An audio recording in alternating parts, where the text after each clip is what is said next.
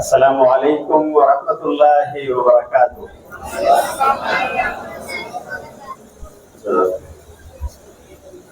ان الحمد للہ نحمده ونستعینه ونستغفره ونعوذ باللہ من شرور انفسنا ومن سیئات اعمالنا، من يهده الله فلا مضل له ومن يضلل فلا هادي له، واشهد ان لا اله الا الله وحده لا شريك له، واشهد ان محمدا عبده ورسوله۔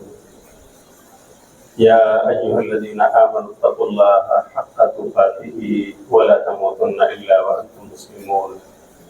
يا ايها الناس اتقوا ربكم الذي خلقكم من نفس واحده وخلق منها زوجها وبث منهما رجالا كثيرا ونساء، واتقوا الله الذي تساءلون به والارحام ان الله كان عليكم رقيبا۔ يا ايها الذين امنوا اتقوا الله وقولوا قولا سديدا يصلح لكم اعمالكم ويغفر لكم ذنوبكم، ومن يطع الله ورسوله فقد فاز فوزا عظيما۔ اما بعد فان خير الحديث كتاب الله، وخير الهدي هدي محمد صلى الله عليه وسلم، وشر الامور محدثاتها، وكل محدثة بدعة، وكل بدعة ضلالة، وكل ضلالة في النار۔ قال الله تعالى في القرآن المجيد: أعوذ بالله من الشيطان الرجيم، بسم الله الرحمن الرحيم۔ كيف يهدي الله قوما كفروا بعد إيمانهم وشهدوا أن الرسول حق وجاءهم البينات۔ سبحانك لا علم لنا إلا ما علمتنا إنك أنت العليم الحكيم۔ اللهم أرنا الحق حقا وارزقنا اتباعه، وأرنا الباطل باطلا وارزقنا اجتنابه۔ انتہائی قابل قدر علماء کرام،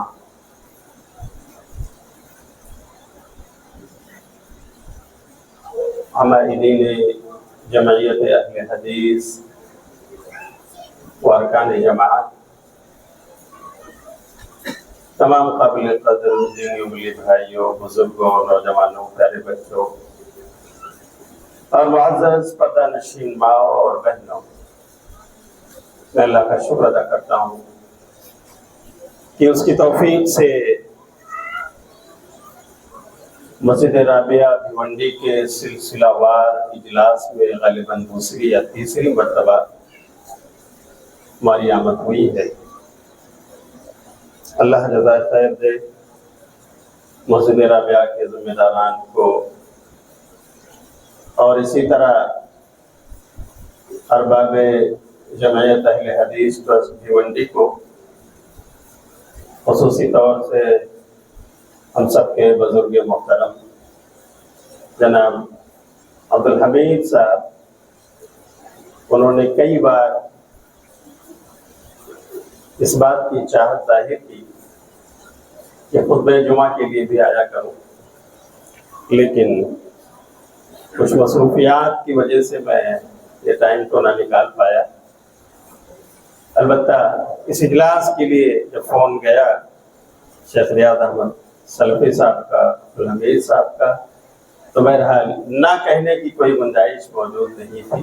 اللہ کی توفیق سے اور ان احباب کی کوششوں سے آج میں آپ کے روبرو ہو سکا۔ اللہ تعالیٰ مجھے آج کا جو موضوع ہے اسے کتاب و سنت کی روشنی میں بیان کرنے اور ہم سب کو اس کے تقاضے پر عمل کی توفیق عطا فرمائے۔ بعدہ بے شمار صلاۃ و درود نازل ہو نبی رحمت، محسن انسانیت، قائد بشریت، نبی آخر زمان حضرت محمد رسول اللہ صلی اللہ علیہ وسلم پر، جن کے ذریعے ہم سب کو کتاب ہدایت ملی، جنت کا راستہ ملا۔ کروڑ صلاۃ و درود نازل ہو آپ پر، اللہم اللهم صل على محمد وعلى آل محمد كما صليت على إبراهيم وعلى آل إبراهيم إنك حميد مجيد اللهم بارك على محمد وعلى آل محمد كما باركت على إبراهيم وعلى آل إبراهيم إنك حميد مجيد۔ آج کی اس اجلاس میں موضوع ہے فتنہ ارتداد اور امت کی بیٹیاں۔ ابھی میرے بھائیوں ہفتہ بھی نہیں گزرا ہے، یہ خبر مختلف اخبارات اور سوشل میڈیا کے مختلف پلیٹ فارم پر نشر ہوئی کہ ایک مومنہ اور مسلمہ اس نے اپنی چاہتوں اور خواہشوں کی بنیاد پر غیر مسلم سے دوستانہ تعلقات قائم کیے اور اسی سے شادی پر بضد ہو گئی۔ گھر والے مجبور ہو گئے، یہ شادی ہو گئی، لیکن جانے کے ہفتہ عشرہ کے بعد اسے پتہ چلا کہ ہمارے ساتھ دھوکہ ہوا ہے، ہمیں پھنسایا گیا ہے۔ اس پر مظالم ہونے لگے اور اس نے اپنے والد محترم کو فون کیا کہ ہمیں بچا لیجیے، ہمیں یہاں سے نکال لیجیے۔ آخر والد صاحب کچھ لوگوں کو لے کر آئے کہ لے جاؤ، لیکن مار پیٹ کر انہیں بھگایا گیا، ہم نہیں لے جانے دیں گے۔ اور اس کے ہفتہ گزرنے کے بعد پھر اسے اس خاتون کو جان سے ہاتھ دھونا پڑا اور پھر اس کی لاش کو کسی پنکھے سے لٹکا دیا گیا۔ شور یہ مچایا گیا کہ اس نے خودکشی کر لی۔ دیکھیے جو لوگ اپنا ایمان بیچتے ہیں، کبھی کبھی اللہ تعالیٰ ان کو اسی دنیا میں نشان عبرت بنا دیتا ہے۔ ایسی بیٹیاں جو اپنے دین اور دھرم کا سودا کر کے ماں باپ کے ماتھے کا کلنک بنتی ہیں، دین اسلام اور اپنے ایمان کی پرواہ نہ کیے بغیر وہ اللہ کی باغی بن جاتی ہیں۔ تو میرے بھائیوں اسی طرح کے واقعات رونما ہوتے ہیں۔ اللہ رب العالمین نے میرے بھائیوں ارتداد کا شکار ہونے والوں کے بارے میں استفساری لہجے میں بڑی زبردست وعید سنائی ہے۔ اگر آپ سورہ آل عمران کی آیت نمبر 86 پڑھیں تو اللہ کہتا ہے کیف یہدی اللہ قوما کفروا بعد ایمانہم، اللہ کیسے ہدایت دے گا ایسی قوم کو جو ایمان لانے کے بعد کافر ہو جائے۔ وَشَهِدُوا أَنَّ الرَّسُولَ حَقٌّ، حالانکہ وہ شہادت دے چکے ہیں اس بات کی کہ یہ رسول برحق، اس کی رسالت برحق۔ وَجَاءَهُمُ الْبَيِّنَاتُ، اور ان کے پاس تمام واضح دلیلیں آ چکی ہیں۔ ایسے میں بھی اگر کوئی اپنا دین اور ایمان بیچے تو پھر اللہ اسے کیسے ہدایت دے گا؟ تو میرے بھائیوں اور میری بہنوں، ہمیں ہوش کے ناخن لینا چاہیے۔ آج کے اس پرفتن دور میں جس کی بشارت پیارے رسول صلی اللہ علیہ وسلم نے سنائی تھی، مستدرک حاکم کی روایت ہے، آپ نے جو الفاظ فرمائے تھے وہ یہ ہے بادروا بالاعمال فتنا کقطع اللیل المظلم، لوگوں نیک اعمال کرنے میں جلدی کرو، فتنے آنے والے اور یہ اندھیری رات کی طرح تم پر چھا جائیں گے، اور حالت یہ ہوگی فتنے اس قدر امڑ رہے ہوں گے یصبح الرجل مؤمنا ويمسي كافرا ويمسي مؤمنا ويصبح كافرا، کہ انسان صبح جب کرے گا تو مومن ہوگا اور شام ہوتے ہوتے کافر ہو چلا ہوگا۔ ایمان بیچ چکا ہوگا، اور ہو سکتا ہے شام کو وہ اپنے ایمان کی سلامتی کے ساتھ سویا ہو اور صبح ہوتے ہوتے وہ کافر ہو چلا۔ یبیع دینہ بعرض من الدنیا، وہ اپنے دین کو، ایمان کو چند کوڑیوں کے عوض بیچ ڈالے گا۔ آج میرے بھائیوں آپ دیکھیں ارتداد کے جو فتنے بہ رہے ہیں نا، ان میں سے اگر اسباب کا پتہ آپ لگائیں تو ایک سبب یہ بھی ہے کہ دنیا کے مال و زر کی لالچ، دنیا کے جاہ و حشم کی لالچ، یہ بھی ایک وجہ۔ آج سر راہ میرے بھائیو ہمارا ایمان چوراہوں پر بک رہا ہے، اور بیچنے والے ہمارے یہی نوجوان، ہمارے تاجی پیشہ لوگ بھی۔ آپ دیکھیں دنیاوی مفاد کی خاطر کس قدر جھوٹ، دغا، مکاری اور عیاری سے کام لیا جا رہا ہے۔ تو میرے بھائیوں ایسے میں ہمیں ارتداد کے فتنے سے چوکس رہنا ہوگا۔ ارتداد کہتے کسے؟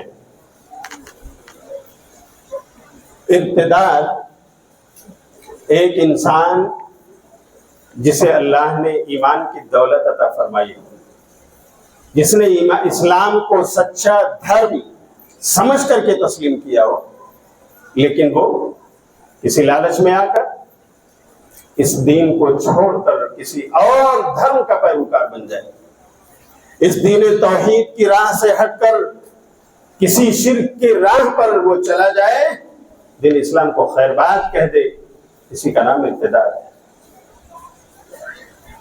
اور یہ ارتداد کوئی چھوٹا موٹا جرم نہیں ہے میرے بھائیو، ایسا جرم ہے کہ اگر کسی سے سرزد ہوا تو اس کے زندگی بھر کے اعمال زیرو ہو جائیں گے، زیرو، سارا کیا کرایا برباد۔ اللہ نے قرآن میں فرمایا بڑے واضح لفظوں کے اندر، اگر آپ سورہ بقرہ پڑھیں 217 نمبر کی آیت، تو اللہ فرماتا ہے وَمَن يَرْتَدِدْ مِنْكُمْ عَنْ دِينِهِ وَمَن يَرْتَدِدْ مِنْكُمْ عَنْ دِينِهِ فَيَمُتْ وَهُوَ كَافِرٌ أُولَئِكَ حَبِطَتْ أَعْمَالُهُمْ فِي الدُّنْيَا وَالْآخِرَةِ۔ جو انسان اپنے دین سے مرتد ہو جائے، دین توحید کو چھوڑ دے، کفر کی حالت میں اس کی موت ہو، تو اس کا حشر کیا ہے؟ حبطت اعمالهم فی الدنیا والآخرہ، دنیا اور آخرت دونوں میں اس کے اعمال زیرو۔ ہو سکتا ہے اس نے نمازیں پڑھی ہوں، روزے رکھے ہوں، حج کیا ہو، زکوٰۃ دی ہو، صدقہ و خیرات سے کام لیا ہو، ماں باپ کی خدمت کی ہو، سوشل ورک کر رہا ہو، یتیموں اور بیواؤں کے لیے راشن بانٹ رہا ہو، اور مختلف نیکیاں اس کے نام اعمال میں ہوں، لیکن ارتداد کا یہ جرم اگر اس سے سرزد ہوا، تمام اعمال زیرو، رزلٹ کیا ہے؟ پھر وہ انسان جہنم میں قرار پائے گا۔ تو ہماری بہنوں سے گزارش ہے کہ یہ جرم عظیم جس کا ارتکاب آج ہماری بیٹیاں کر رہی ہیں، جس کا ارتکاب آج ہماری بہنوں سے ہو رہا ہے، وہ اس کے بارے میں ہوش کے ناخن لیں، اس کے اسباب کیا ہیں، اور آخر کیوں ایسا ہو رہا ہے، اس کا سد باب کیسے کیا جا سکتا ہے، حل کیا ہے اس کا۔ علماء کرام اگر آپ کو وہ قرآن و حدیث کی روشنی میں رہبری کرتے ہیں، جمعیت اور جماعت کے لوگ اس کا حل آپ کے سامنے پیش کرتے ہیں، تو آپ کو اس پر دھیان دینا چاہیے۔ ارتداد کا فتنہ ایسا نہیں ہے کہ نبی کے زمانے میں نہیں تھا، پہلے نبی صلی اللہ علیہ وسلم کے زمانے میں بھی اکا دکا واقعات ہوئے۔ آپ نے ایک نام سنا ہوگا، عبداللہ بن ابی سرح، صحابی ہیں، ایمان لائے، مسلمان ہوئے، اور فتح مکہ سے پہلے مرتد ہو گئے، دین اسلام سے خارج، اور اسی اثنا میں پھر مکہ فتح ہوا۔ جب مکہ فتح ہوا تھا تو جن لوگوں کے نام وانٹیڈ لسٹ میں تھے کہ یہ لوگ تمام مکہ والوں کی جان بخشی ہو گئی، سب کو پیارے نبی صلی اللہ علیہ وسلم نے معاف فرما دیا، لیکن آپ نے 4 سے 8 لوگوں کا نام لے کر کہا کہ اگر یہ لوگ خانہ کعبہ کی دیواروں سے چپک کر، خانہ کعبہ کے غلاف سے لپٹ کر بھی پائے گئے تو بھی ان کا سر قلم کر دیا جائے۔ ایک نام عبداللہ بن ابی سرح کا لیا جاتا ہے۔ عثمان غنی رضی اللہ تعالیٰ عنہ کے پاس آئے، کہا عثمان غنی میں وانٹیڈ ہوں، لیکن میں سنجیدہ ہوں اسلام کو لے کر، اگر آپ میری جان بخشی کی سفارش کر دیں۔ عثمان غنی رضی اللہ تعالیٰ عنہ نے ہمت کی اور اس طرح سے عبداللہ بن ابی سرح کی جان بخشی ہو گئی، اور اس کے بعد اللہ نے انہیں پھر ایمان کی توفیق عطا فرمائی، اسلام لائے، اور جرح و تعدیل کے ائمہ نے لکھا ہے حسن اسلامہ، بڑے اچھے مسلمان بن گئے اس کے بعد، اور انہیں شہادت کی موت نصیب ہوئی۔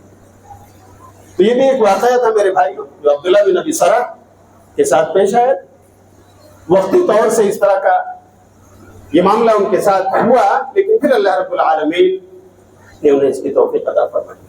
اسی طرح پیارے نبی صلی اللہ علیہ وسلم کی آیت مبارک میں ایک اور واقعہ ہوا کہ اہل کتاب میں سے ایک شخص اسلام لایا اور وہ لکھنا جانتا تھا۔ پیارے نبی صلی اللہ علیہ وسلم نے اس کو کاتبین وحی میں رکھ دیا۔ قرآن کی آیات اترتی تھی تو نبی صلی اللہ علیہ وسلم لکھاتے تھے، ان میں وہ عیسائی بھی تھا۔ ایک زمانے تک وہ کاتبین وحی میں رہا، مسلمان رہا، ایمان والا بن کر رہا، لیکن ایک وقت آیا کیوں مرتد ہو گیا، دین اسلام چھوڑ دیا اس نے، اور اس نے الزام لگایا کہ محمد صلی اللہ علیہ وسلم ان کے پاس وہی کچھ نہیں آتی ہے، یہ تو وہی کچھ پیش کرتے ہیں جو میں لکھ کر کے انہیں دے رہا تھا۔ نعوذ باللہ من ذالک، کتنی بڑی گستاخی کی تھی اس نے۔ میں جو کچھ لکھ کر دے رہا تھا محمد اسی کا پرچار کر رہے تھے صلی اللہ علیہ وسلم، وہی کچھ نہیں آتی ہے ان کے پاس۔ جانتے ہیں کیا ہوا؟ حالت کفر میں، ارتداد میں اس کی موت ہوئی، اہل کتاب نے لے جا کر اس کو دفن کیا، زمین نے اس کو قبول نہیں کیا۔ دوسرے دن گئے لوگ تو اس کی لاش باہر پڑی۔ اہل کتاب یہ کہنے لگے کہ مسلمانوں کی سازش ہو سکتی ہے، کیونکہ یہ مسلمان ہوا تھا، ایمان لایا تھا، پھر مرتد ہوا، اس لیے مسلمانوں نے ان کے ساتھ ایسا کیا ہوگا۔ گئے دوبارہ سے اس قبر کو گہرا کھودا انہوں نے، پھر سے دوبارہ سے دفن کیا، دوسرے دن پھر گئے تو اس کی لاش باہر پڑی۔ بولے ہو نہ ہو یہ سازش ہو سکتی ہے۔ تیسرے مرتبہ اس کی قبر کو بہت گہرا کھودا انہوں نے اور پھر سے دفن کر دیا، لیکن تیسرے دن بھی یہ لاش زمین کے باہر۔ ہار گئے وہ لوگ، انہیں کہنا پڑا کہ یہ سازش نہیں ہے مسلمانوں کی، اس نے تو اس مقدس رسول کی شان میں گستاخی کیا ہے جس کی سزا یہ بھگت رہا ہے۔ زمین اسے قبول کرنے کے لیے تیار نہیں۔ تو میرے بھائیوں اور میری بہنوں، اس طرح کے یکا دکا واقعات اگر آپ دیکھیں تو نبی صلی اللہ علیہ وسلم کے زمانے میں بھی ہوئے تھے، لیکن آج جس تیزی کے ساتھ ارتداد کا یہ فتنہ سیلاب کی شکل میں میرے بھائیوں امٹتا ہوا آ رہا ہے۔ آپ کو معلوم ہے ایک خبر کے مطابق امت مسلمہ کی 8 لاکھ بیٹیاں، 800 اور 1000 نہیں میرے بھائیوں، کتنی بولو؟ 8 لاکھ بیٹیاں غیر مسلموں کے ساتھ جا چکی ہیں۔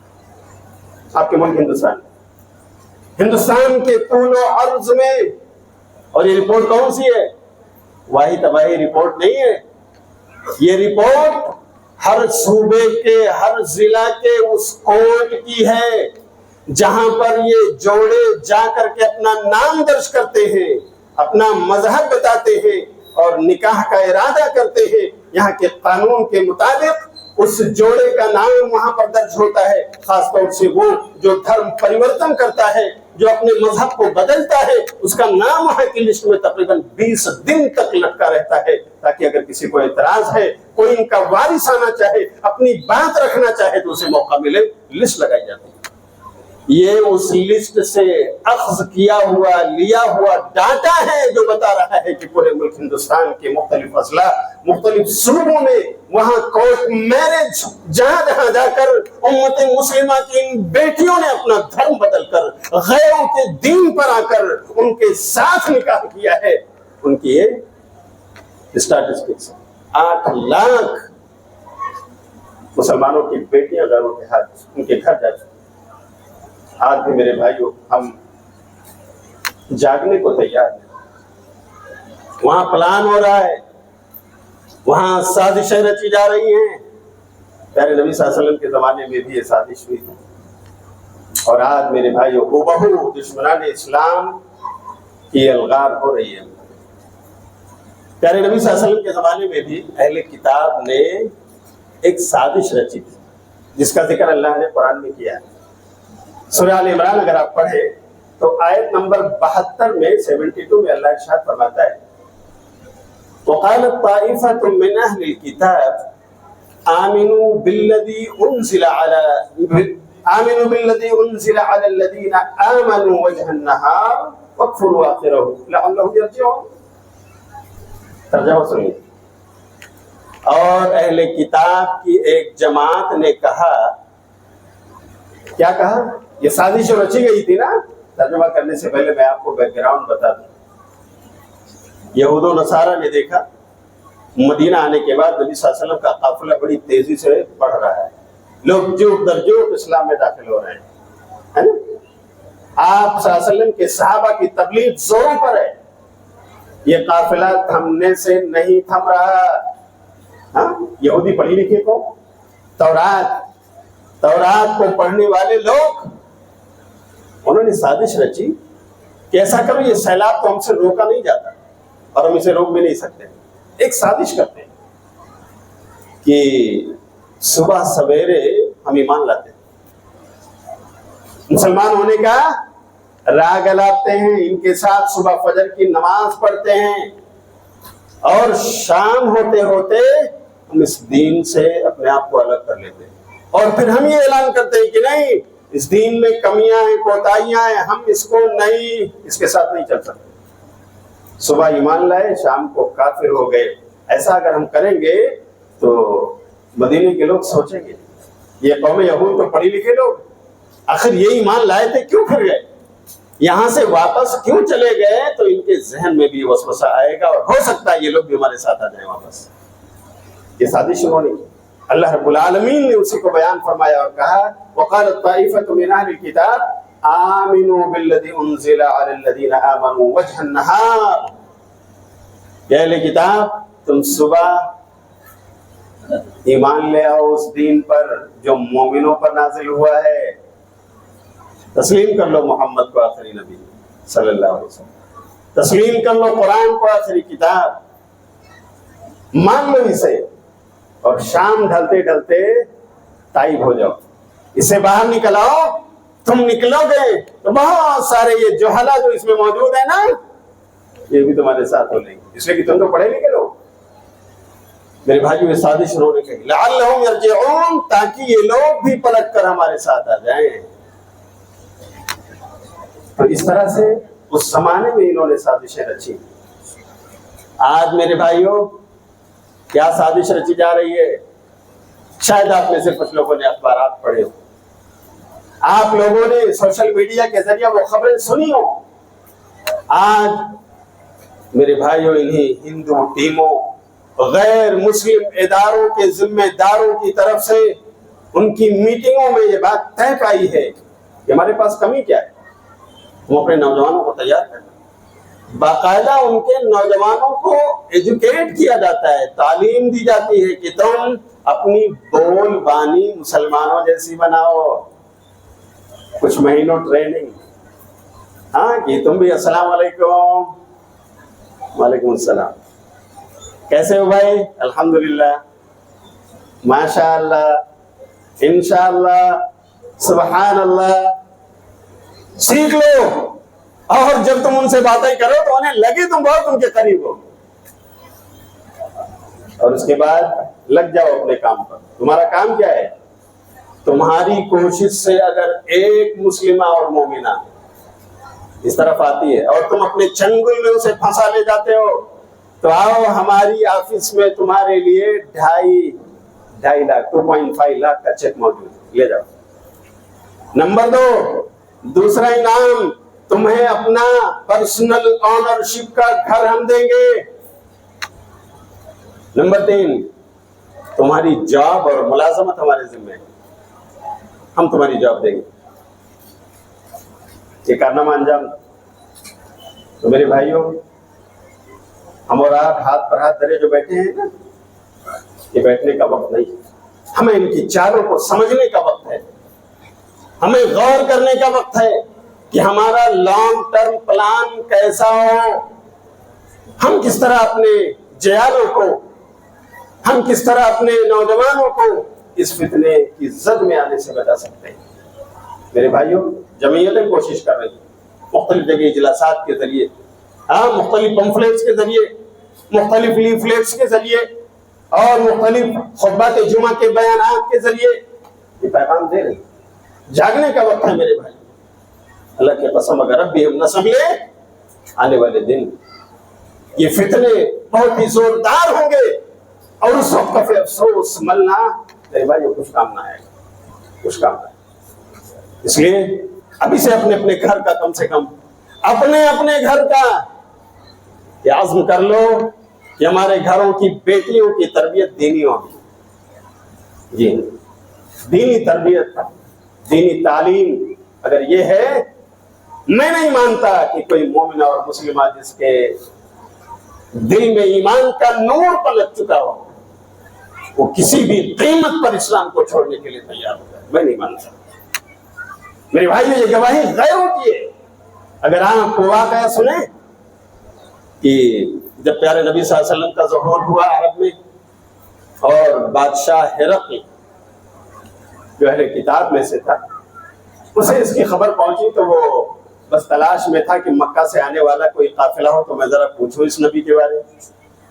اتفاق سے حضرت ابو سفیان رضی اللہ تعالیٰ عنہ آتا، اس وقت تک وہ مسلمان نہیں تھے، ان کا تجارتی قافلہ پہنچا تو اس نے بلوایا، ہرقل نے اپنے دربار میں بلوایا ابو سفیان اور ان کے قافلے کو اور کہا، ابو سفیان میں کچھ سوالات کروں گا آپ سے، اور ان کے ساتھیوں کو بٹھا دیا پیچھے اور کہا، دیکھو اگر ابو سفیان آپ کے لیڈر ہیں نا، اگر یہ کسی معاملے میں جھوٹ بولیں تو تم بالکل ہاتھ اٹھا کر بول سکتے ہو کہ یہ غلط بول رہے ہیں، ٹھیک ہے۔ ابو سفیان آگے آئے تو ہرقل نے جو سوالات ان سے کیے تھے اس میں سے ایک سوال یہ تھا کہ بتاؤ ابو سفیان، یہ نبی جو تمہیں ظاہر ہوا ہے، کیا ان پر ایمان لانے والا کوئی ایسا بھی ہے کہ ایمان لانے کے بعد وہ مرتد ہو گیا، پھر گیا ہو؟ اتفاق ایسا تھا میرے بھائیوں کہ اس وقت تک ایسا کوئی واقعہ رونما نہیں ہوا تھا۔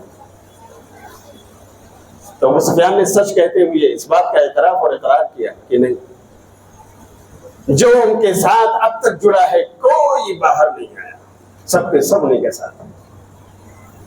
تو ہرقل کا جواب کیا تھا؟ وَكَذَلِكَ الْإِيمَانُ إِذَا خَالَطَتْ بَشَاشَتُهُ الْقُلُوبُ۔ ایمان کا معاملہ یہ، جب اس کی بشاشت کسی دل میں بیٹھ جائے، جب کوئی دل ایمان کے نور سے منور ہو جائے تو پھر یہ نکل نہیں سکتا، یہی ایمان کی عادت ہے۔ اور سچ یہ ہے کہ ہرقل ابو سفیان کے جوابات سن کر کے بالکل اس بات پر آمادہ تھا کہ وہ اسلام قبول کر لے، اس کا اظہار کر دے، لیکن وہی روایت بتاتی ہے کہ اس نے اس کے لیے اندیشے محسوس کیے۔ ہمارے مشیران نے کہا، ہمارے وزراء، ہمارے منسٹرز، ان کا رد عمل کیا ہو ذرا دیکھ لیں۔ اس کے دل میں ایمان جاگزی ہو رہا تھا، نبی صلی اللہ علیہ وسلم کی صداقت اور سچائی بیٹھ رہی تھی۔ اس نے ایک دن بلایا، اپنے دربار کو لگایا، سجایا، مشیران کار آ کر بیٹھ گئے۔ بتاؤ کہ یہ عرب میں جو نبی ظاہر ہوا ہے، اگر اس پر ایمان لے آؤ، میں سمجھتا ہوں کہ تمہیں عرب و عجم کی حکومت مل جائے گی، تم کامیاب ہو جاؤ گے، یہاں بھی اور وہاں بھی. کیا ہوا؟ اس کے بعد وہ تمام مشیران کار بڑی تیزی کے ساتھ اٹھ کر بھگے، ایسے جیسے جانور بدک کر بھاگتا ہے. سب نے جگہ خالی کر دی، لیکن اتفاق سے ہرقل نے تمام دروازے بند کروا دیے، کوئی باہر نہ جانے پائے. جب سب لوگ بدک کر بھاگ گئے تو اسے احساس ہو گیا کہ لوگ ہمارا ساتھ نہیں دیں گے، ساتھ نہیں دیں گے. کہا دربانوں سے جاؤ پھر سے بلا کر لاؤ تمہارے تمام منسٹرز کو، تمام وزراء کو. مشیران کار کو پھر سے بلا کر دوبارہ بلا کر لائے. اس نے کہا دیکھو میں تمہارا امتحان لے رہا تھا کہ تم اپنے دین عیسائیت پر کتنے پکے ہو، اور میں نے دیکھ لیا کہ تم بہت پکے ہو. ہل نہیں سکتے، ٹل نہیں سکتے، جنبش نہیں آ سکتی، کوئی تمہیں تمہارے دین سے کسی اور طرف نہیں بلا سکتا. میں بہت خوش ہوں، میں نے تمہارا امتحان لے لیا اور تم سب پاس ہو گئے. اللہ، سیاسی لوگ ایسے ہی پیترا بدلتے ہیں. آج کل ہمارے یہاں بھی آپ دیکھو میرے بھائی ہندوستان میں، ہاں سیاسی پلا بازیاں کیسے کیسے ہوتی، کیسے کیسے وعدے، اور جیتنے کے بعد پھر کس طرح کے بیانات. جیتنے سے پہلے کیسا کیسا اسٹیٹمنٹ، اور جیتنے کے بعد جب آپ کا ڈیلیگیشن وہاں پہنچتا ہے تو ان کے بیانات کس طرح بدل جاتے ہیں. اللہ ہرقل جو بالکل دین اسلام قبول کرنے کے کگار پر آ چکا تھا. میرے بھائیوں یہ حق اس کو ملنے سے رہا، اپنی کرسی بجانے کے اس میں وہ نہیں قبول کر سکا، نہ ظاہر نہ باطن. تو میرے بھائیوں کہنے کا مقصد یہ ہے کہ ایمان اگر اس کی قدر و قیمت ہم اپنی بیٹیوں کے دلوں میں بٹھا دیں، دینی تعلیم اس قدر مضبوط دے دے کہ وہ ایک مومنہ مسلمہ بن کر کے زندگی گزاریں، تو انشاءاللہ وہ اپنے ایمان کی حفاظت کر سکیں گی، انشاءاللہ وہ مومنہ بن کر کے زندگی گزار سکیں گی، اور کسی اور طرح سے دوسروں کے جال میں پھنسنے سے دور رہیں. یہ فتنہ ارتداد پیارے نبی صلی اللہ علیہ وسلم کی وفات کے بعد بڑی تیزی کے ساتھ امٹتا ہوا ابو بکر صدیق رضی اللہ تعالیٰ عنہ کے زمانے میں اس نے سر اٹھایا. اور جب انہوں نے خلافت کی باغ ڈور سنبھالی ہے صدیق اکبر نے، تو 3 طرح کے مختلف محاذات پر انہیں کمر کسنی پڑی. 3 طرح کے فتنے ان کے سامنے آئے. ایک طرف فتنہ یہ تھا کہ کچھ لوگ کہہ رہے ہیں اب زکوٰۃ ہم نہیں دے پائیں گے، ہم نماز پڑھیں گے، حج کریں گے، روزے رکھیں گے، زکوٰۃ وکات نہیں دیں گے، ہماری بس کی بات نہیں. یعنی جزوی ارتداد تھا. دوسری طرف کچھ ایسے قبائل کے مرتد ہونے کی خبریں آ رہی تھیں جو ابھی نئے نئے اسلام میں داخل ہوئے تھے. تیسری طرف مدعیان نبوت نے سر اٹھایا تھا. ایک طرف بنو حنیفہ کا مسلمہ کذاب اٹھا اور اس نے کہا کہ یہ سلسلہ ختم نہیں ہوا، میں ایک نبی ہوں. ایک طرف یمن میں اسود عنسی اٹھا اور اس نے نبوت کی دعوے داری ظاہر کی. اور اسی درمیان ایک خاتون بھی اٹھی جس کا نام سجاہ بنت حارث تاریخ میں لکھا ہے، اور ان سب نے دعویٰ دائر کر دیا کہ ہم نبی ہیں. تو ان لوگوں سے نمٹنا بھی ایک بڑا محاذ تھا. لیکن ابو بکر صدیق رضی اللہ تعالیٰ عنہ کو اللہ نے وہ عظیمت عطا فرمائی کہ انہوں نے ان کا مقابلہ کیا، اور باقاعدہ 3 محاذوں کے لیے انہوں نے اپنی فوج تیار کی، اپنے سریے بھیجے. حالانکہ اس وقت لوگ اعتراض کر رہے تھے، ابو بکر حالات ابھی اچھے نہیں، ادھر زکوٰۃ لوگ روک رہے، ادھر مرتد ہو رہے، یہاں پر مدعیان نبوت کی ایک فہرست ہے، کس سے لڑو گے ابو بکر، ابھی حالات ایسے نہیں. لیکن سبحان اللہ ابو بکر نے کہا نہیں، میں تو روز اول ہی سے مانعین زکوٰۃ سے بھی لڑوں گا. اللہ کی قسم اگر یہ لوگ نبی کے زمانے میں جانوروں کو باندھنے والی رسی اور عقال کی زکوٰۃ نکالتے تھے، اگر وہ رسیاں بھی روک لیں لقاتلتہم، تب بھی میں ان سے جہاد کروں گا، میں نہیں روک سکتا. حضرت عمر رضی اللہ تعالیٰ عنہ آئے، کہا صحابہ نے بھیجا کہ عمر جاؤ ذرا صدیق سے آپ بات کر لو، آپ بات کر لو. عمر رضی اللہ تعالیٰ عنہ چلتے چلے آئے، کہا صدیق آخر حالات تو آپ دیکھ رہے ہو کتنے نازک ہیں، تین طرف سے ہمارے اوپر اس طرح فتنوں کی الغار ہے، ایسے میں مدینے کو خالی کر دینا، ایسے میں ہر طرف فوجوں کو بھیجنا ہمارے لیے خطرے کی بات ہے۔ لیکن ابو بکر نے کیا کہا؟ عمر جبار فی الجاہلیت وجبان فی الاسلام وخوار فی الاسلام، عمر میں سمجھتا تھا بڑے بہادر ہو، زمانے جاہلیت میں تو بڑی بہادری تم نے دکھائی، اسلام لانے کے بعد بزدل ہو گئے۔ عمر بزدلی دکھا رہے ہو تم، اللہ کی قسم کھاتا ہوں کہ میں ان تینوں محاذوں پر یہ لشکر بھیجوں گا۔ لشکر اسامہ کو بھی تیار کیا، یہ لشکر جائے گا، نبی نے اس کو تیار کیا تھا، میں کیسے روک سکتا ہوں؟ مجھے جنگلوں کے درندے آ کر کے اگر مدینے میں کھا لے اور اکیلا رہ جاؤں تب بھی میں اس لشکر کو روانہ کرنے سے نہیں روکوں گا۔ تینوں محاذوں پر لڑائی کے لیے حضرت عمر صدیق تیار ہو۔ عمر رضی اللہ تعالیٰ عنہ نے جملہ سنا تو کہا اللہ نے آپ کے سینے کو کھول دیا ہے ابو بکر، میں تسلیم کرتا ہوں۔ اس خلافت کی ذمہ داری نے آپ کو وہ عظیمت عطا فرمائی ہے کہ اللہ نے شرح صدر عطا فرما دیا، ہم آپ کے ساتھ ہیں ابو بکر، ہم آپ کے ساتھ ہیں۔ پھر جا کر عمر رضی اللہ تعالیٰ عنہ نے تمام دیگر صحابہ کو سمجھایا کہ ابو بکر کا یہ موقف ہے اور میں اس کی تائید کرتا ہوں، ہم سب مل کر کے کام کریں گے۔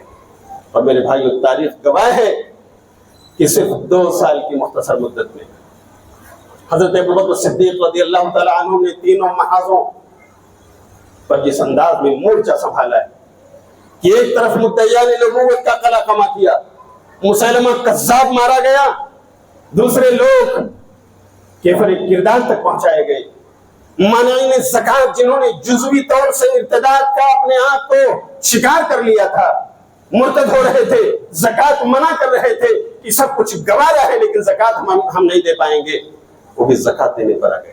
اور وہ قبائل جنہوں نے کلی طور سے ارتداد میں اپنے آپ کو ڈبو لیا تھا کہ وہ نئے نئے اسلام میں داخل ہوئے تھے، نبی صلی اللہ علیہ وسلم کی وفات سے پہلے اسلام ان تک پہنچا تھا، ابھی ان کی تربیت نہ ہو سکی تھی، اور وہ کسی ایریے کے کسان تھے، کسی ایریے کے تاجر لوگ تھے جو بہت زیادہ پڑھے لکھے نہیں تھے اور دینی تربیت ان کی نہ ہو سکی تھی، وہ مرتد ہو رہے تھے۔ ان تمام قبائل کے ساتھ بھی ابو بکر صدیق رضی اللہ تعالیٰ عنہ کا معاملہ داعیانہ رہا، مجاہدانہ رہا، یہاں تک کہ وہ تمام کے تمام محاصر کر لیے 2 سال کی مدت میں۔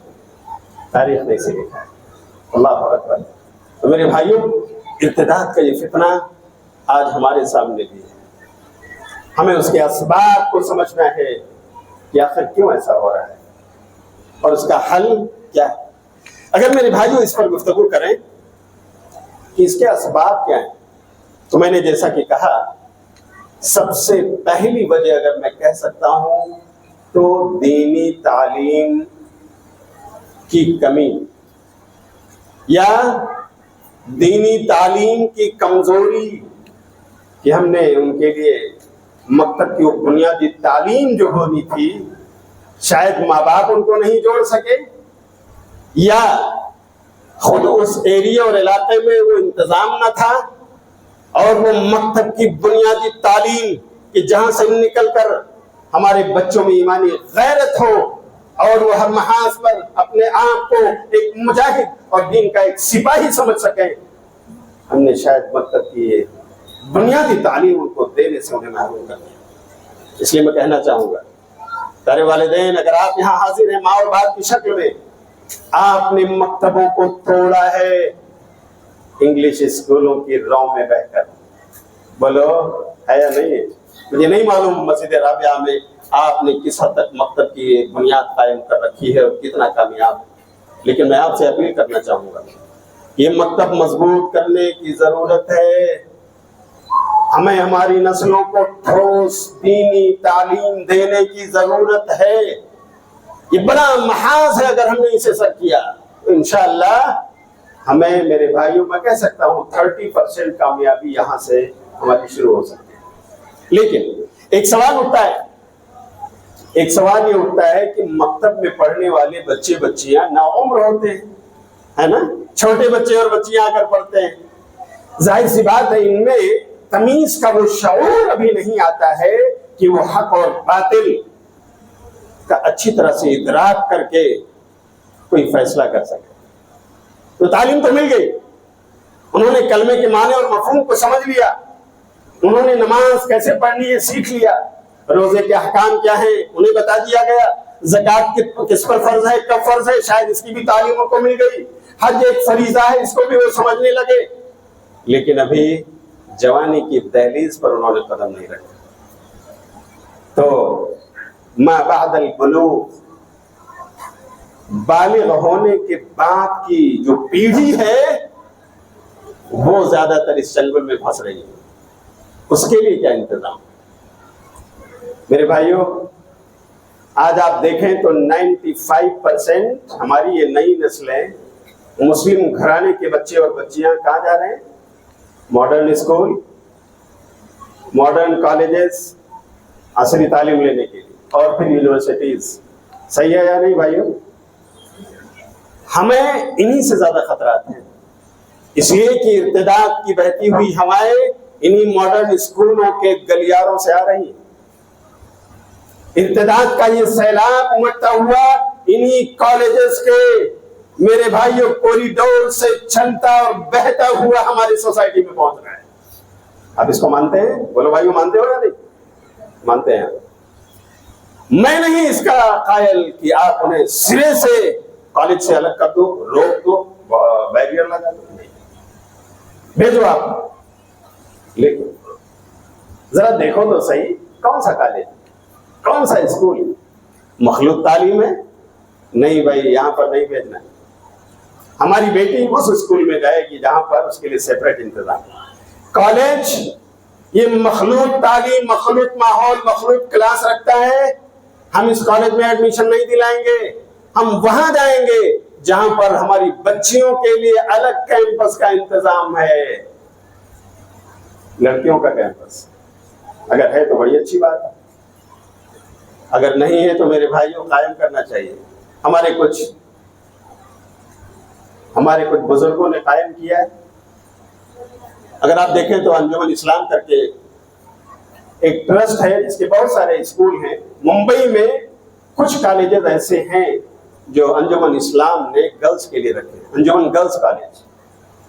ٹھیک ہے، آپ کہیں گے وہ بہت بڑا ادارہ ہے، یقیناً ہے بہت بڑا۔ اب چھوٹے پیمانے پر اپنے علاقوں میں اگر ہم جمع ہوں، جماعت کے افراد، تو میرے بھائیوں آج بھی ہمارے اندر عثمان غنی ملیں گے، آج بھی عبد الرحمن بن عوف جیسے تاجر نظر آئیں گے، آج بھی ابوبکر صدیق رضی اللہ تعالیٰ عنہ جیسے مال اللہ کی راہ میں لٹانے والے آج بھی موجود ہیں۔ ہم جمعیت اور جماعت کے لوگ ان تک پہنچے، ہماری باڈی، ہمارا اپنا ٹرسٹ بنے، اور اگر ہم اپنی ان بیٹیوں کو میرے بھائیوں اس ارتداد کے فتنے سے بچانا چاہتے ہیں تو آپ انہیں کالج کی باؤنڈری میں جانے سے تو روک نہیں سکے، اس لیے کہ ہمارے والدین اتنے تعلیم یافتہ نہیں، انہیں بھی انگریزی میڈیم کی یہ چمک دمک بہت خیرہ کر رہی ہے ان کی آنکھوں، وہ بھی اسی طرح بہے چلے جا رہے ہیں۔ تو اس کا بدل کیا ہے؟ اس کا بدل کیا ہے؟ گرلز کا معاملہ جو ہے وہ آپ ڈھونڈیے کہ گرلز کالج ہے، تب میں ایڈمیشن دلاؤں گا اور آنے جانے کی بھی دیکھ ریکھ کروں گا، نہیں تو اپنے ارباب جماعت سے اور اسی طرح ارباب سیاست سے مل کر کے بیٹھ کر اپنی قوم کے لیے ہم سوچیں گے کہ آخر ہمارے اور تو انہیں ارباب سیاست کے کھاتوں میں جا رہے ہیں نا، ہم ووٹ دے کر ان کو اپنا میئر، ہم ووٹ دے کر ان کو اپنا نگر سیوک، ہم ووٹ دے کر ان کو اپنا ایم ایل اے، ہم ووٹ دے کر ان کو اپنا ایم پی چن رہے ہیں۔ کیا ہم اتنی بات نہیں رکھ سکتے کہ یہ ہمارے قائد؟ ذرا ہماری بیٹیوں کے لیے تو سوچیے، غیروں نے قائم کر رکھے ہیں اپنے ادارے، اقلیتی بنیاد پر بھی ہمیں اگر کوشش کریں اللہ کی قسم مائنارٹیز کے لیے جگہ مل سکتی ہے، تعلیمی ادارے آپ قائم کر سکتے ہیں، لیکن ہمیں اپنا حق مانگنے کا شعور ہونا چاہیے۔ ہماری انہی آنکھوں نے دیکھا ہے اسی چھوٹی سی زندگی میں کہ کرناٹک کی سرزمین میں، آندھرا کی سرزمین میں، کیرلا کی سرزمین میں انہی مائنارٹیز کے لوگوں نے، مسلم جماعت نے مل کر کے جب اپنے قائد سے جا کر کے ملاقات کی، اپنے سی ایم سے جا کر ملاقات کی ہے، اللہ کی قسم آج مائنارٹیز کے لیے کالجز، اسکول کی بات نہیں کر رہا ہوں، کالجز سیپریٹ ارینجمنٹ کے ساتھ کہ یہ گرلز کا کیمپس ہے، یہ بوائز کا کیمپس ہے، اور وہ بھی ایسا کیمپس ایک ایک کیمپس میں 3,000 بچیاں جا کر کے تعلیم حاصل کر رہی ہیں، 1 روپے کا خرچ نہ کریں۔ اور آپ کو جانا ہو تو جائیے، ایک بہت قریب کی مثال تانڈور ایک شہر ہے، پتھروں کی سرزمین ہے، جہاں اللہ نے پتھروں کے معدنیات رکھے، وہاں پر اپنی آنکھوں سے میں نے وہ کالج دیکھا۔ مسلمانوں کو، اقلیتی شعبے کو، میرے بھائیوں، بوائز کو الگ، گرلز کو الگ، بڑا کیمپس ملا ہوا ہے۔ ہم نہیں کوشش کر سکتے کیا مہاراشٹر کی سرزمین میں میرے بھائیوں اقلیتی کردار ہمارا نہیں ہے، لیکن وہ حق مانگنے کا شعور ہمیں ہے کہ نہیں، یہ ہمیں سیکھنے کی ضرورت ہے۔ تو میرے بھائیوں، گرلز کے لیے ہمیں اپنا خود انتظام کرنا چاہیے۔ اگر نہیں ہوتا تو بڑے ادب سے کہنا چاہوں گا، آپ برا مت ماننا، الحمدللہ ان بچیوں کی دینی تربیت کے کچھ ادارے چل رہے ہیں۔ وہ کلیہ خدیجہ کہیں آپ سنتے ہوں گے، کہیں کلیہ عائشہ کے نام سے آپ جانتے ہوں گے، کہیں کلیہ حفصہ ہے، کہیں سودا ہے نا، کلیہ فاطمہ الزہرا ہے، وغیرہ وغیرہ۔ دینی تعلیم، بچیاں عالمہ فاضلہ بنے، ماں باپ کے آنکھوں کی ٹھنڈک بنے، ماں باپ کے حقوق کو پہچانے، اپنے شوہر کا حق سمجھ کر اس کے اطاعت و فرما برداری کریں، اپنے گھر میں جائیں تو وہاں بھی اپنی دینی اور ایمانی شمع کو روشن کریں، لوگ اس سے فائدہ اٹھائیں اور اپنے گود میں پرورش پانے والے بچیوں کی بھی تربیت کر سکیں۔ میرے بھائیوں، یہ ادارے الحمدللہ سفیشینٹ تعلیم آپ کو دے رہے ہیں۔ ٹھیک ہے، وہاں بھی خرچہ ہے، تو خرچہ تو وہاں بھی آپ کر رہے ہیں۔ آپ انجینئر بنانے کے لیے خرچہ نہیں کر رہے، آپ بی بی اے اور ایم بی اے کی ڈگری دلانے کے لیے خرچہ نہیں کر رہے، آپ کمپیوٹر سائنس پڑھانے کے لیے فیس نہیں بھر رہے ہیں نا بھائی، لیکن کیا بنا رہے ہیں آپ؟ اگر آپ نے ان کا الگ کیمپس نہیں چنا ہے، آپ نے ایسے کالج میں بھیجا ہے جہاں گرلز اور بوائز ایک کلاس میں بیٹھتے ہیں، تو پھر مجھے کہنے دیجیے کہ اس فتنے کو آپ نے دعوت دی، اپنی بیٹی کو ایمان کا سودا کرنے کے لیے آپ نے وہاں بھیجا ہے، اور اللہ کی قسم قیامت کے دن آپ کی پکڑ ہوگی اگر آپ نے اس کا انتظام نہیں کیا۔ میں اگر دوسرے لفظوں میں کہنا چاہوں کہ ارتداد کے فتنے، فرینڈشپ، دوستانہ ماحول، مسلم کو غیر مسلم کے ساتھ احتکاک اور ملنے کا جو موقع فراہم ہم کر رہے ہیں نا، یہاں سے۔ اور پہلے نبی صلی اللہ علیہ وسلم نے کتنے پہلے خبر کیا تھا، کتنے پہلے نبی صلی اللہ علیہ وسلم نے بتایا ہے۔ آپ پڑھیے سنن ابو داؤد کتاب الادب کی روایت، الرجل علی دین خلیلہ فلینظر احدکم من یخالل، انسان اپنے دوست کے دین پر آ جاتا ہے، اپنے دوست کے دین اور دھرم کو قبول کر لیتا ہے انسان۔ اتنا مؤثر چیز ہے دوستی، فرینڈشپ۔ فلینظر احدکم من یخالل، تو تمہیں سے ہر ایک کو دیکھنا چاہیے کہ اس کا دوست کون ہے، دوستی اس کی کس سے ہو رہی ہے۔ میرے بھائیوں، یہاں پر اگر آپ اسکولوں کا جائزہ لیں جہاں پر مخلوط تعلیم ہے، تو ان اسکولوں کا رزلٹ جہاں پر مخلوط تعلیم ہے نا، بہت متاثر ہے۔ اور دوسری خبر آپ کو یہ ملے گی کہ ہمارے ہاں چھٹی میں پڑھنے والا، ساتویں پڑھنے والا، آٹھویں میں پڑھنے والا بچہ کہتا ہے کہ زینب آئی لو یو۔ موقع کیسے ملا اسے کہنے کا؟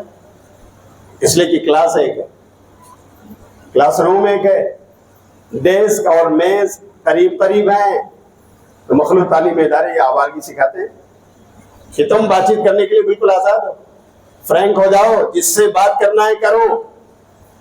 تو میرے بھائیوں، پھر آپ کو شکوہ کیوں ہے؟ مولانا میری بیٹی کو سکھائیے، میری بیٹی کو بتائیے۔ آپ نے ماحول ان کو دیا ہے ایسے اسکولوں کو چن کر۔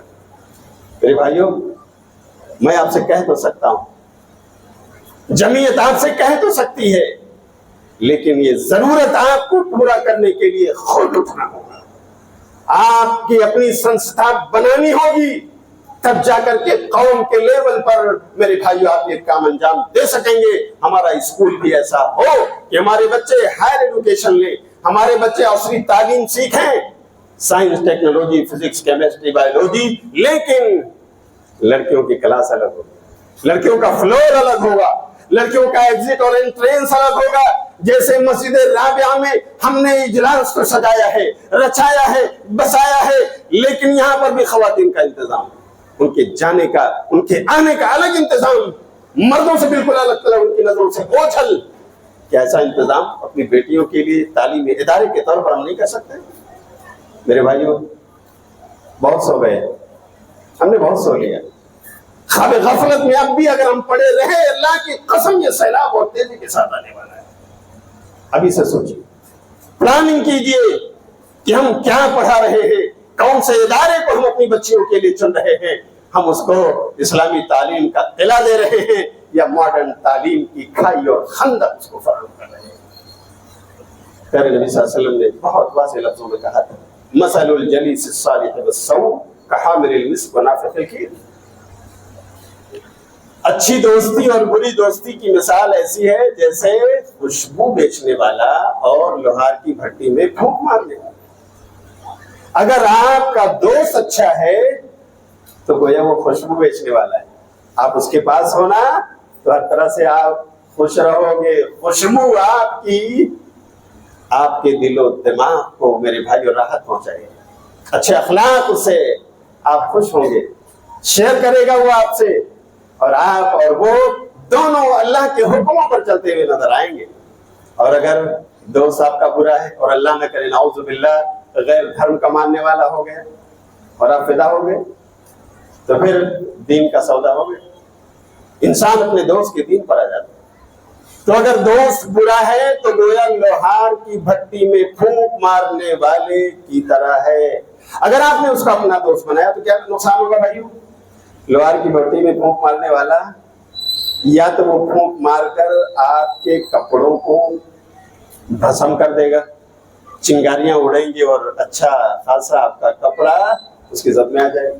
اور اگر کسی طرح آپ نے اپنے آپ کو بچا بھی لیا تو آپ بٹی میں پھونک مارنے والے کے پاس نا، پھونک مارتے مارتے اس کا جسم پسینوں سے شرابور ہے، بدبو پھوٹ رہی ہے، آپ اس کے پاس ہو.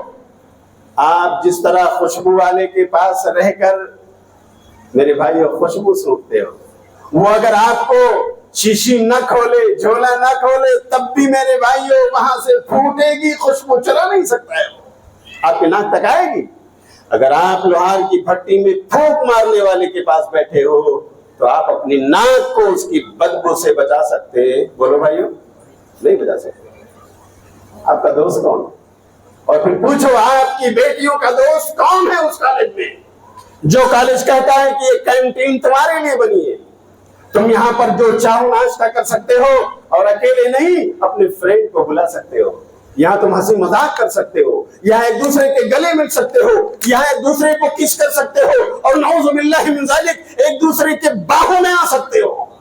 جو کالج یہ آوارگی سکھاتا ہو، جو کالج اس طرح کی کینٹین فراہم کرتا ہو جہاں پر یہ آوارہ مزاجی کا درس دیا جاتا ہو، آپ نے وہاں پر اپنی بیٹی کو بھیج کر بتائیے کیا پڑھانے کی کوشش کی. تو میرے بھائیو، یہ جو دوستانہ ماحول پرووائڈ کیے جا رہے ہیں نا ان مخلوط تعلیمی اداروں میں، یہ زہر ہے. یہ زہر ہے. اللہ کے لیے اپنی بیٹیوں کو ایسے اداروں سے دور رکھو. خود کے ادارے قائم کرو یا پھر ان کلیات میں جا کر کے ان کا داخلہ دلاؤ. یہ عالمہ فاضلہ بن کر کے تمہارے گھر کو روشن کرے اور اپنے علمی باتوں سے گھر اور خاندان کے خواتین کی بھی اصلاح کرے، اور اس طرح سے یہ تمہارے لیے صدقہ جاریہ بنے. ٹھیک ہے، بوائز کو آپ کہہ رہے ہو کہ ٹھیک ہے گرلس کے لیے ہم نے الگ بنا لیا، بوائز کو کیا کریں؟ ہمارے مرد بچے وہ تو وہیں جا رہے ہیں پڑھنے کے لیے، ان کو تو کیا نام ہے ایڈمنسٹریٹر بننا ہے، مینیجر بننا ہے، تو MBA کی ڈگری لینا ہے، فلاں بننا ہے. ہاں ٹھیک ہے پڑھنے دیجئے، لیکن دینی تعلیم آپ نے مکتب کی دلائی. پھر ایک کام آپ کو اور کرنا ہے. کیا کرنا ہے بھائیو؟ ان بچوں کے لیے جو نوجوان تعلیم بالغہ کا انتظام ہمیں اپنے اپنے علاقے اور ریجن میں کرنا چاہیے، تاکہ یہ کالج کے بچے جو پڑھنے جا رہے ہیں ہمارے، ان کے بھی دین اور ایمان کی حفاظت کا ایک ذریعہ یہاں سے فراہم ہو. ہفتہ واری ویکینڈ کلاس مسجدوں کے ذریعہ چلائی جا سکتی ہے. میرے بھائیوں، میں نے حیدرآباد کی سرزمین میں دیکھا ہے، وہاں کی جمعیت اہل حدیث، صوبائی جمعیت اہل حدیث حیدرآباد اور سکندرآباد نے 7، یہ میں تقریباً 3 سال پہلے کی خبر آپ کو دے رہا ہوں، 7 بڑی بڑی مسجدوں میں اپنی جماعت کی ہر سنڈے کو diploma in Islamic studies for youth نوجوانوں کے لیے جو کالج میں پڑھ رہے ہیں یا اپنا بزنس کر رہے ہیں یا ملازم ہیں کہیں، سنڈے کو چھٹی ہے، آ جاؤ ہماری اس مسجد میں تمہارے لیے اسلامک اسٹڈیز پڑھانے کا انتظام ہے۔ علماء کرام، مدنی علماء کرام موجود ہیں 5 سے 6 جو ترجمہ اور تفسیر قرآن، حدیث اور فقہ حدیث، عقیدہ، سیرت اور یہ تمام چیزیں جو ان کے لیے ضروری ہیں، جو ان کے دین اور ایمان کے تحفظ کی ضامن ہیں، یہ درس ان کو دیا جا رہا ہے۔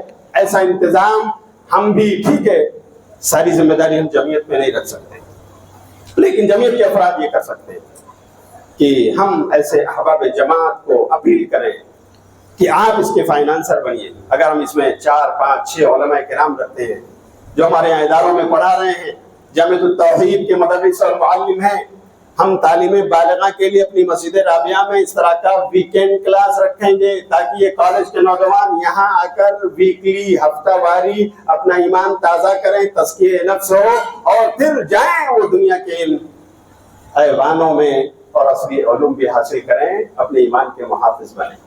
تو انشاءاللہ بہت حد تک امید ہے کہ جب ان کا بھی تزکیہ نفس ہوتا رہے گا، تربیت ہوتی رہے گی، الگ الگ علاقے اور مساجد میں ہماری مساجد اپنا ایک کردار نبھائیں گی، تو انشاءاللہ پھر یہ فتنے جو لڑکیوں میں ہیں لڑکوں میں بھی، ایسا نہیں ہے کہ لڑکوں میں نہیں۔ میرے بھائیوں، کئی واقعات کا میں گواہ ہوں کہ لڑکے نے جینزم کی ماننے والی لڑکی سے شادی کیا اور اسی کے عقیدے کا ہو، اور دونوں ایک ساتھ رہ رہے، دونوں ایک ساتھ رہ رہے۔ تو میرے بھائیوں، یہ اپیل ہے کہ آپ اس پر غور کریں۔ یہ مخلوط تعلیمی ادارے ہماری سماج اور سوسائٹی کے لیے زہر ہیں۔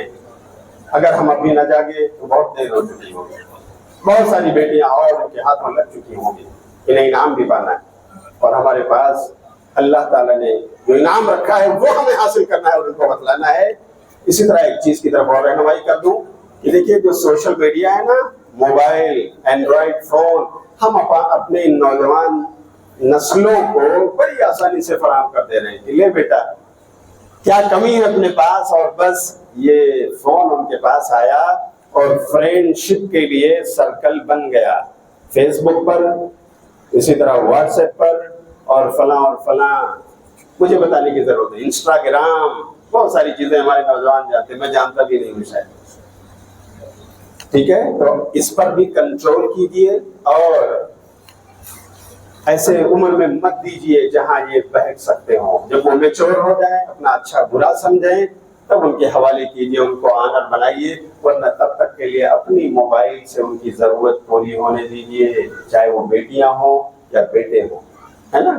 اس طرح کی چیزوں پر اگر ہماری نظر ہوگی تو انشاءاللہ ہم کنٹرول کر سکیں گے۔ تو نمبر 1، ہمیں اپنا مکتب مضبوط کرنا ہے تاکہ یہ نسلیں یہاں سے دین اور ایمان پڑھتے جائیں۔